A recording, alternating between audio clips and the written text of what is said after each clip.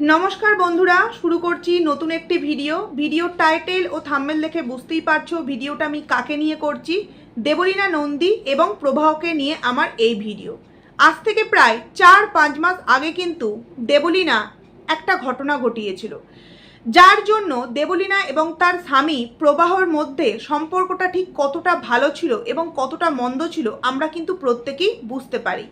কিন্তু সেই দিন থেকে আজও অবধি আমরা কি দেখেছি, শুধুমাত্র দেবলীনার তরফ থেকে দেবলীনা অনেক কিছু জানিয়েছে, কখনো বা দেবলীনার মা জানিয়েছে, কখনো বা দেবলীনার বেস্ট ফ্রেন্ড অনেক কিছু জানিয়েছে, কখনো বা আবার দেবলীনার স্টুডেন্টরা অনেক তথ্য কিন্তু এই সোশ্যাল মিডিয়ায় দিয়েছে।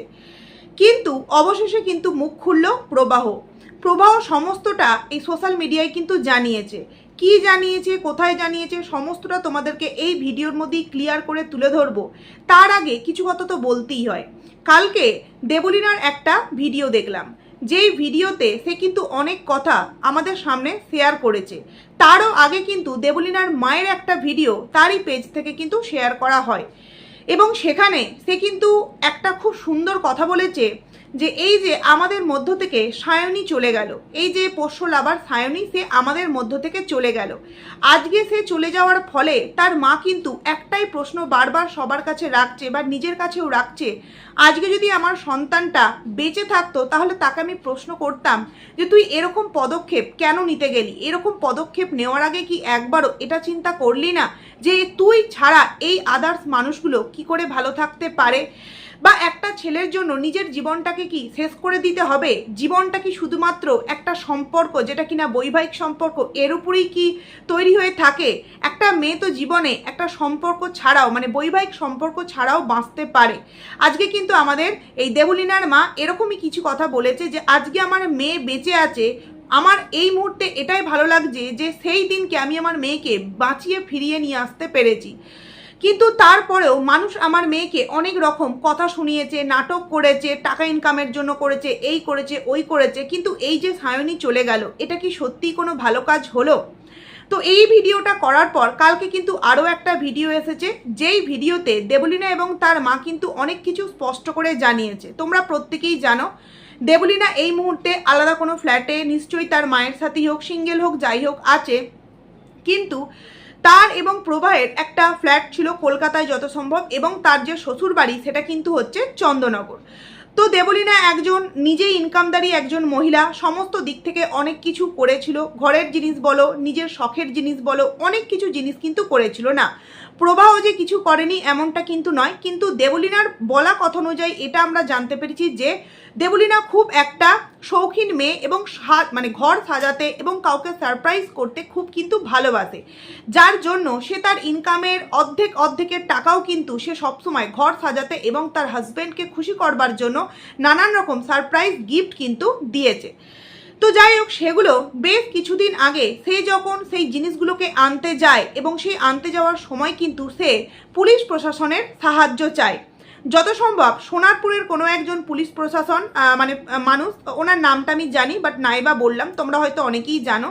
তো উনি প্রথমত রাজি হয় না, তারপর যথারীতি কিছু টাকা মানে 15,000 টাকা মতো তাকে দেওয়া হয়, এবং সেটা দেওয়ার পর নাকি সেই পুলিশ অফিসার যাই হোক রাজি হন, এবং রাজি হওয়ার পর কিন্তু কলকাতার জিনিসগুলো ফিরিয়ে নিয়ে আসা হলেও তার চন্দননগর শ্বশুরবাড়িতে যে জিনিসগুলো ছিল সেইগুলো কিন্তু কোনো কারণবশত আর নিয়ে আসতে চাইছে না। এবং ওই পুলিশ কর্তা নাকি জানাচ্ছেন যে এখন যেহেতু মানে সরকার বদলে গেছে, তাই আগের বিষয়গুলো এই মুহূর্তে কিন্তু সেইভাবে আর গুরুত্ব দিয়ে দেখা হচ্ছে না। যখন তারা এই টাকার কথাটা বলে যে আপনি তো টাকা নিয়েছেন, তখন কিন্তু তার তরফ থেকে এরকম বলা হয় যে কোনো কি প্রমাণ আছে যে আমি আপনাকে টাকা মানে আপনার কাছ থেকে আমি টাকা নিয়েছি? হ্যাঁ, এই সমস্ত কিছু তো প্রমাণ থাকে না, তাই না? কারণ আমরা দেখেছি অনেক ক্ষেত্রেই কিন্তু মিষ্টিমুখ করানোর বিষয়টা থাকে, কিন্তু তারপরেও কিন্তু কোনোরকম কোনো প্রমাণটা থাকে না। যাই হোক, তারপর কিন্তু দেবলীনা বলে যে বিষয়টা যদি এইভাবে ক্লিয়ার না হয় তাহলে কিন্তু আমি সোশ্যাল মিডিয়ায় জানাতে বাধ্য হব। এবং দুদিন আগে কিন্তু দেবলীনা একটা সোশ্যাল মিডিয়ায় তার পেজ থেকে পোস্ট করে, এবং সেই পোস্টটা নিয়ে একজন আইনজীবী তিনি কিন্তু যথারীতি একটা ভিডিও করেন যে দেবলীনা ঠিক কোন কোন সাহায্য আইন বা প্রশাসনের তরফ থেকে পেতে পারে। দেবলীনা পোস্ট করে কোনো পুলিশ অফিসার সোনারপুর থানার, ব্যাকেটে কিন্তু লেখা আছে এটা দেবলীনা নন্দীর কিন্তু পোস্ট, যদি কোর্টের অর্ডার না মানে আর এদিক কি এদিকে কথায় কথায় খালি টাকা চায়, তাহলে তার বিরুদ্ধে কি করা যায় একটু বলো। সব রকম প্রচেষ্টা করা হয়ে গেছে, এবার কি করা যায় একটু যদি বলো, কারোর যদি জানা থাকে। তো এই পোস্টটা কিন্তু দেবলীনা তার পেজ থেকে করেছিল এবং সেই পোস্ট অনুযায়ী কিন্তু অ্যাডভোকেট মুকুল বিশ্বাস তিনি একটা ভিডিও বানিয়েছেন এবং সেখানে দেবলীনাকে সাহায্য করার জন্য উনি আইনত দিক থেকে যা যা প্রসেস সেগুলো কিন্তু খুব সুন্দরভাবে জানিয়েছে। হয়তো দেবলীনা সেই মানুষটির ভিডিও দেখেছে, সেই রকমভাবে হয়তো বিষয়টা করেছে, তাই হয়তো চন্দননগরের যে জিনিসপত্র মানে তার যে বাড়ির জিনিসপত্র সেগুলো হয়তো রিকভারি করতে পেরেছে। আমরা কিন্তু দেবলীনার কালকের ভিডিও থেকেই জানতে পেরেছি যে চন্দননগরের যেই সমস্ত জিনিসপত্র ছিল সেগুলো কিন্তু সে আনতে সক্ষম হয়েছে। এবার দেখো, ওই সময় অনেকেই নাকি ভিডিও করছিল এবং অনেক রকম জানো সোশ্যাল মিডিয়ায় অনেক রকম মানুষ থাকে, কেউ আমাকে পছন্দ করতেও পারে, কেউ আমাকে অপছন্দও করতে পারে। এবার যারা আমাকে অপছন্দ করবে তারা তো চেষ্টা করবে যাতে আমার খারাপ দিকগুলো তুলে ধরা যায়, ভালো দিকগুলো যাতে তুলে না ধরায়। তাই কিন্তু দেবলীনা তার দিক থেকে বিষয়টা পুরোপুরি সোশ্যাল মিডিয়ায় এসে কিন্তু ক্লিয়ার করে এবং সে এটাও জানায় মানে তার সাথে এরকমই একটা ঘটনা ঘটেছে। কারণ কি সোশ্যাল মিডিয়ায় নানান দিক থেকে নানান রকম দেবলীনার ওপর নেগেটিভ কমেন্টস করা হচ্ছে, লোভী মেয়ে, মা মেয়ে, শুধুমাত্র একটা ছেলের জীবন নষ্ট করলো এক্সেট্রা ব্লা ব্লা, অনেক রকম মিথ্যা অ্যালিগেশন কিন্তু এই দেবলীনার ওপর দেওয়া হচ্ছে। যার জন্য দেবলীনা বলে যে এমনই একটা পরিস্থিতির মধ্য দিয়ে আমি গেছি যেখানে আমাকে মানে সেই জায়গায় পুলিশের প্রশাসনের মানুষ ছিল, আদার্স মানুষেরা অনেকেই ছিল এবং সেখানে তার অন্তর্বাস নিয়েও কিন্তু একটা ব্যাগের মধ্যে রাখা থাকতো, সেইগুলো একটা একটা করে নিয়ে কিন্তু সবার সামনে দেখাতে হয়। বুঝতে পারছো কতটা লজ্জাজনক বিষয়। এবং সেখানে যে লেডি পুলিশ অফিসার ছিল এবং দুজন আদার্স মানুষ ছিলেন, যে পুলিশের অন্যান্য মানুষ ছিলেন, ওনারা কিন্তু কোনো সাহায্য করেনি। সর্বশেষ কিন্তু সেই যে লেডি একজন ছিলেন আইনের পরামর্শদাতা, উনি কিন্তু বলেন না আপনাকে আর দেখাতে হয় না, ঠিক আছে। তো কত রকমভাবে দেবলীনা হেনস্থা হয়েছে তার ছোট্ট ছোট্ট প্রমাণ কিন্তু দেবলীনা তার কথার মাধ্যমে এবং পরবর্তীতেও আরও অনেক কিছু আমাদের সামনে শেয়ার করবে, এরকমই কিন্তু একটা বার্তা দেবলীনার তরফ থেকে আসে। দেখো, আজকে আমরা দেবলীনাকে মোটামুটি প্রত্যেকেই চিনি এবং দেবলীনাকে আমরা চিনে যতদূর যা বুঝেছি, আমার মনে হয় দেবলীনা কিন্তু প্রবাহকে সত্যিই খুব ভালোবাসতো আর প্রবাহ হয়তো দেবলীনাকে সত্যিই কিন্তু খুব ভালোবাসতো। কিন্তু মাঝখানে তাদের বাধা হয়ে দাঁড়িয়েছে দুটো পরিবার। প্রবাহর তরফ থেকে একটা সবসময়ের জন্য কথা বলা হচ্ছে যে দেবলীনা এবং প্রবাহ সম্পর্কের মধ্যে দেবলীনার মা সব সময়ের জন্য কিন্তু মাঝখানে এসে প্রাচীর হয়ে দাঁড়াতো।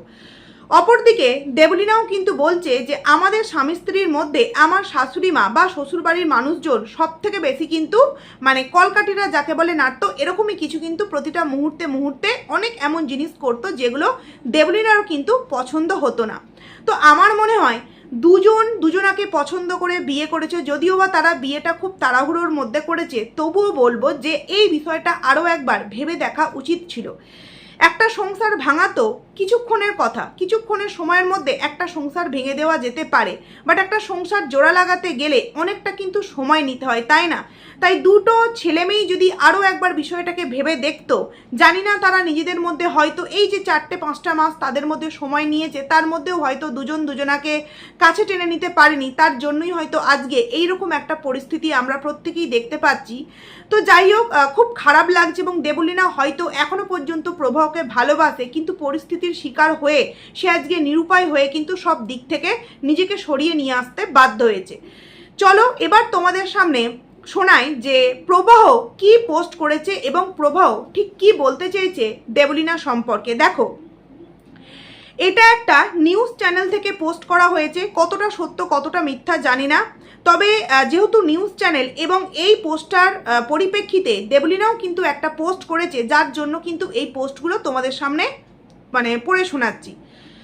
বছরের শুরুতে গায়িকা দেবলীনা নন্দীর মানে এই যে এইটার চেষ্টার ঘটনা ঘিরে ব্যাপক চর্চা শুরু হয়েছিল। সেই সময় দেবলীনা নিজের দাম্পত্য জীবনের নানা সমস্যার কথা প্রকাশ্যে আনেন। তার অভিযোগের পর সমাজ মাধ্যমে প্রবল সমালোচনার মুখে পড়তে হয় স্বামী প্রবাহ নন্দীকে। তবে এতদিনে এ বিষয়ে প্রকাশ্যে কোনো মন্তব্য করেননি তিনি। 6 মাস পর প্রথমবার এক সাক্ষাৎকারে মুখ খুলে নিজের অবস্থান স্পষ্ট করলেন প্রবাহ। প্রবাহের দাবি তাদের বিবাহিত জীবনে স্বামী স্ত্রীর মধ্যে বড় কোনো সমস্যা ছিল না, বরং মূল সমস্যার জায়গা ছিল দেবলীনার মায়ের অতিরিক্ত হস্তক্ষেপ। তার কথায় বিয়ের আগে ও পরে বহু ক্ষেত্রেই তিনি এবং দেবলীনা নিজেদের মতো সময় কাটানোর সুযোগ পেতেন না। অধিকাংশ জায়গায় দেবলীনার মা তাদের সঙ্গে থাকতেন এবং অনেক সিদ্ধান্ত প্রভাব ফেলতেন। প্রবাহ আরও দাবি করেন মা মেয়ের মধ্যেই প্রায়ই অশান্তি হতো, যা তাদের সম্পর্কের ওপর নেতিবাচক প্রভাব ফেলত। দেবলীনার আত্মহত্যার চেষ্টার রাতের প্রসঙ্গে প্রবাহ জানান সেই সময় তিনি ফ্লাইটে ডিউটিতে ছিলেন। তার কথায় দেবলীনার মায়ের ফোন থেকে গভীর রাতে দুবার ফোন এসেছিল, কিন্তু তিনি তখন পরিস্থিতির গুরুত্ব বুঝতে পারেননি। পরদিন সকালে সমাজ মাধ্যমে বিষয়টি জানতে পেরে স্তম্ভিত হয়ে যান। তিনি বলেন, ঘটনাটি জানার পর তিনি ভয় পেয়ে গিয়েছিলেন এবং কী করা উচিত বুঝে উঠতে পারেননি। পরে দীর্ঘ সময় মানসিক চাপের মধ্যেও কাটাতে হয়েছে তাকে। প্রবাহ আরও দাবি করেন সমাজ মাধ্যমে তার বিরুদ্ধে একতরফা বিচার চলেছিল, অথচ তার বক্তব্য শোনার চেষ্টা কেউ করেননি। এটা ভুল কথা, কারণ অনেক জায়গায় বা আমরা অন্তত বারবার প্রবাহকে ভিডিওর মাধ্যমে জানিয়েছিলাম ট্যাগ করে যে সে যাতে মুখ খোলে। তিনি জানান এই ঘটনার প্রভাব তার ব্যক্তিগত ও পেশাগত জীবনেও পড়েছিল। কয়েকদিন কাজ করতে পারেননি, এমনকি সংস্থাকে জানিয়ে ছুটিও নিতে হয়েছিল। দাম্পত্য সম্পর্কে ওঠা শারীরিক নির্যাতনের অভিযোগও অস্বীকার করেছেন প্রবাহ। তার বক্তব্য, সম্পর্কের মধ্যে মতবিরোধ ও ঝগড়া থাকলেও তিনি কখনোই দেবলীনার ওপর শারীরিক নির্যাতন চালাননি। পাশাপাশি তিনি দাবি করেন তাদের পরিবার ও দেবলীনার সম্পর্কেও যথেষ্ট ভালো ছিল এবং পরবর্তীতে যে অভিযোগগুলো সামনে এসেছে তার অনেকগুলোই তাকে বিস্মিত করেছে। তিনি আরও বলেন যে দেবলীনা কিন্তু এমনিতে খুব শর্ট টেম্পার্ড ও আমাকে চড়ও মেরেছে, আবার পায়ে ধরে ক্ষমাও চেয়েছে। এফআইআরেতে লিখেছে যে আমি ওকে শারীরিকভাবে নির্যাতন করেছি। আমরা যখন বেড়াতে গিয়েছি তখন আমাদের মধ্যে কথা কাটাকাটি হতো, চলে এসেছিল। ও চাইতো আমি ওর সব কথাই হ্যাঁ বলবো। ও মদ খেয়ে আমাকে বলেছে যে ঘুমের ওষুধ খেয়ে ড্যাশ করতে চায়। যাই হোক, ও বলে আমি সমাজ মাধ্যমে গিয়ে বলবো। ওটা কি কোনো আদালত? দেবলীনা বলে হয় সমাজ মাধ্যমে পোস্ট করবে, নয় জীবন শেষ ড্যাশ করে দেব, বা পলিটিক্যাল কানেকশন ব্যবহার করব। এই ঘটনার পর আমার পরিবার খুব খারাপ সম্পর্কের মধ্য দিয়ে গিয়েছে, বা এটা খারাপ সম্পর্ক নয়, খারাপ সময় হয়তো হবে।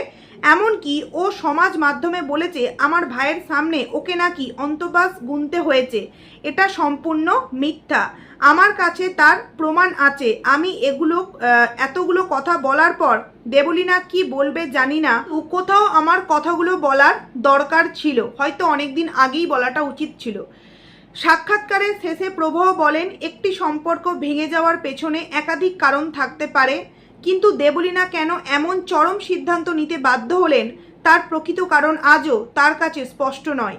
দীর্ঘদিন নীরব থাকার পর তিনি নিজের বক্তব্য সামনে এনেছেন এবং পুরো ঘটনার নিরপেক্ষ তদন্তের দাবি জানিয়েছেন। এরকমই কিন্তু একটা পোস্ট একটা নিউজ চ্যানেল থেকে কিন্তু করা হয় এবং সেখানে বলা হয় যে এক সাক্ষাৎকারে প্রবাহ কিন্তু এগুলো সেই নিউজ চ্যানেলকে নাকি জানিয়েছে। দেখো, প্রবাহের মুখ খোলাটা আজকে নয়, অনেক দিন আগেই কিন্তু দরকার ছিল। দেবলীনা খুব ভালো একজন মেয়ে এবং একজন ট্যালেন্টেড মেয়ে, সমস্ত দিকে কিন্তু পারদর্শী। কিন্তু এটা কিন্তু আমরা প্রত্যেকেই দেখেছি যে দেবলীনার সাথে সব জায়গায় কিন্তু তার মা যেত। দেখো, মা যেত মানেই যে মা সবসময়ের জন্য তাদের স্পেশাল সময়েও থাকতো এমনটা কিন্তু নয়। যেমন আমরা দেবলীনার তরফ থেকে শুনেছি যে তার হাজব্যান্ড মানে প্রবাহ কখনো চাইতো না যে তার মা তার সাথে কোনো যোগাযোগ রাখুক। দেখো, টুকটাক এদিক ওদিক যাওয়া আর যোগাযোগ পুরোপুরি বন্ধ করে দেওয়া, এই দুটো বিষয়ের মধ্যে কিন্তু অনেক পার্থক্য আছে। একজন সন্তান কেন সে তার মায়ের সাথে সব সম্পর্ক ত্যাগ করবে? এটা কিন্তু এই দেবলীনা কিছুদিন আগে মানে কিছু মাস আগের যে ঘটনা, তখন কিন্তু সেই লাইভগুলোতে স্পষ্ট করে জানায় যে আমাকে পুরোপুরি সম্পর্ক বন্ধ করে দিতে বলে। কিন্তু যেই মা আমাকে ছোট থেকে মানুষ করলো, যার হাত ধরে আমি প্রথম স্টেজ শো করতে আরম্ভ করলাম, সেই মাকে কেন আমি আমার জীবন থেকে বাদ দেব? একদম ঠিক কথা। অপরদিকে তার মানে প্রভয়ের পরিবার সম্পর্কেও কিন্তু দেবলীনা অনেক রকম কথা বলে, যেটা কিন্তু এখন এই মুহূর্তে প্রভা পুরোপুরি অস্বীকার করছে। আমার কাছে কথা হলো, দুটো পরিবারেরই কিন্তু কম বেশি দোষ ছিল, বা দুটো ছেলেমেয়ের মধ্যেই কিন্তু কম বেশি দোষ ছিল। তবুও বিষয়টাকে একটি বারের জন্য হয়তো ভাবাটা উচিত ছিল, কারণ নর্মালভাবে দেখতে গেলে হয়তো দেবলীনা খুব সুন্দরভাবে কথাগুলো আমাদের সামনে তুলে ধরছে, বাট যে কষ্টটা পাচ্ছে সেটা কিন্তু দেবলীনা একাই কিন্তু সাফার করছে। প্রভাও সেইভাবে কিন্তু কখনোই কিছু আমাদের সামনে বলেনি, এই এতদিন পর জানিয়েছে। বাট দেবলীনা সেই মাসের পর থেকে প্রতিটা পদে পদে যেই সমস্ত রিলস, যেই সমস্ত গান শেয়ার করে, বোঝা যেত দেবলীনা কিন্তু ভিতরে ভিতরে প্রচণ্ড কষ্ট পাচ্ছে, কারণ তার ভালোবাসাটা ছিল একদম মন থেকে, অন্তর থেকে। যদিও বা তাদের বিয়েটা কিন্তু খুব তড়িঘড়ি সময়ের মধ্যে হয়েছিল। এত তাড়াতাড়ি কোনো কিছু সিদ্ধান্ত, বিশেষত বিয়ের মতো সিদ্ধান্ত আমার মনে হয় না নেওয়াটাই কিন্তু বেটার, কারণ দেবলীনার 1 সপ্তাহ না 1.5 সপ্তাহ বিয়ের আগেই কিন্তু দেবলীনার একটা ওটি হয়েছিল, এবং সেই সময় সে কিন্তু কষ্টও পাচ্ছিল। তো এই রকম একটা পোস্টের পরিপ্রেক্ষিতে দেবলীনা পোস্ট করে, দুনিয়ার সবার কাছে তুমি ভালো হতে পারবে না, তাই সেই চেষ্টা না করে নিজের কাছে ভালো থাকা দরকার, যাতে আয়নার দিকে তাকালে নিজেকে দেখে নিজের লজ্জা না লাগে। দিন শেষে চোখের দুটো পাতা বন্ধ করতে পারে। এতদিন যা করেছি সবাইকে ভালো রাখার জন্য করেছি। যাদের কাছে আমার ভালো থাকা না থাকা তাদের কোনো গুরুত্বই নেই।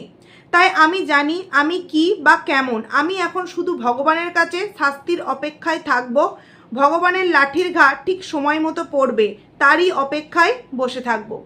এই যে পোস্টটা কার উদ্দেশ্যে আশা করছি তোমরা বুঝতেই পারছো, এবং এই পোস্ট এবং দেবলীনার করা ভিডিওকে কেন্দ্র করে অনেক অনেক ভিউয়ার্স কিন্তু তাকে অনেক রকম নোংরা কমেন্ট করায়, যে এতগুলো ওষুধ খাওয়ার পরেও এখনো পর্যন্ত তুমি আছো, হ্যান ত্যান এক্সেট্রা ব্লা ব্লা, এবং অনেক রকম দিক থেকে এটাও প্রেসার ক্রিয়েট করা হয় যে দেবলীনা সমস্তটাই কিন্তু নিজের ফেস ভ্যালু বাড়াবার জন্য বা প্রভায়ের তরফ থেকে বেশ হিউজ অ্যামাউন্টের একটা টাকা আদায় করবার জন্য দেবলীনা এগুলো মিথ্যা করে করছে। তার পরিপ্রেক্ষিতে দেবলীনা কিন্তু আরও একটা পোস্ট করে, কিছুদিন পর একটা ভিডিও আর একটা অডিও পাবলিশ করব একটা প্রমাণস্বরূপ, তাতে অনেকের কাছে অনেক কিছু পরিষ্কার হয়ে যাবে।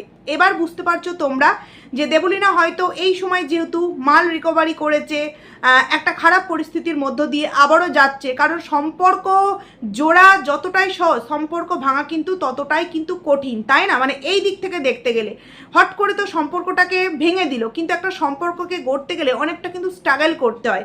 ঠিক তেমনই একটা সম্পর্ক যে ভেঙে যাচ্ছে, এই যে ধাক্কাটা, এই ধাক্কাটা নিতে গেলেও কিন্তু অনেক অনেক মেন্টাল দিক থেকে বলো, শারীরিক দিক থেকে বলো, বা সামাজিক দিক থেকে বলো, অনেক কিন্তু প্রেশার একটি মেয়ে বলো, একটি ছেলে বলো, তাদের ওপর আসে।